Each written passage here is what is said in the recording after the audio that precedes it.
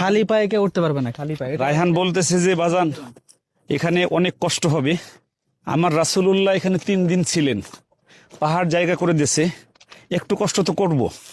আমার নবীজি যেখানে বসেছিলেন সেখানে গিয়েছি, সেখানে হাত দিয়ে ধরতে পেরেছি। আমার জীবনের সর্বকিছু সবচেয়েতে বড় পাওয়ার একটা বিষয় এখানে হয়েছে। আমি আর যাইতে সাহস পাইলাম না, ওখানে আর যাবো না। রাসূলুল্লাহর স্মৃতি বিজড়িত বড় জায়গাগুলো দেখলাম। রাসূলুল্লাহ এই জায়গাটায়, এই যে দেখতেছেন, এই জায়গাটা আমার নবীজি 3 দিন ছিলেন। এই 6 ফিট বাই 5 ফিট এই জায়গাটা ফাঁক হয়ে যায় পাহাড়। রাসূলুল্লাহর মুজিজার বড় জায়গা এটা। আমরা এখানে এসেছি, আপনারা সবাই এখানে আসবেন।